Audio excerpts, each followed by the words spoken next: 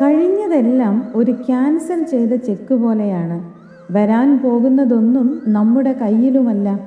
ഇപ്പോൾ ഈ നിമിഷം മാത്രമാണ് നമ്മുടെ നിയന്ത്രണത്തിലുള്ളത്. അതിനാൽ അതിനെ വേണ്ട വിധത്തിൽ ഉപയോഗിക്കുക എന്നതാണ് നമുക്കെല്ലാം ചെയ്യാൻ കഴിയുന്നത്. ഈ നിമിഷത്തിൻ്റെ യാഥാർത്ഥ്യത്തെ കണ്ണടച്ച് ഇരുട്ടാക്കാൻ ശ്രമിക്കുന്നവർക്ക്, അതിൽ നിന്നും ഓടി ഒളിക്കാൻ ശ്രമിക്കുന്നവർക്ക് ഈ ലോകത്ത്, ഈ ജീവിതത്തിൽ നേട്ടങ്ങളൊന്നും ഉണ്ടാക്കാൻ കഴിയില്ല.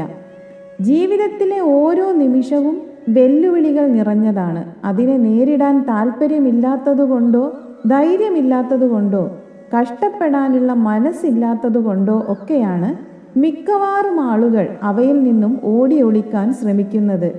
എന്നാൽ ഈ വെല്ലുവിളികളിലൂടെ കടന്നുപോയി അതിനെ നേരിടുന്നതും അതിനുവേണ്ടി നാം എടുക്കുന്ന പരിശ്രമങ്ങളുമൊക്കെയാണ് നമ്മുടെ ജീവിതം.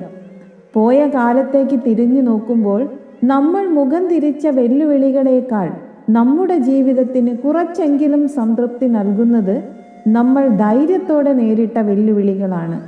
അവയിലെ വിജയപരാജയങ്ങളെക്കാൾ അവയെ നമ്മൾ നേരിടാൻ കാണിച്ച ധൈര്യമാണ് നമ്മളെ കൂടുതൽ കൂടുതൽ കരുത്തരാക്കുന്നത്. അതാണ് നമ്മളെ കൂടുതൽ അനുഭവ പരിജ്ഞാനമുള്ളവരാക്കുന്നത്. അതാണ് നമ്മൾക്ക് നമ്മളും ഈ ലോകത്ത് ജീവിച്ചിരുന്നു എന്ന സംതൃപ്തി ഉണ്ടാക്കുന്നത്.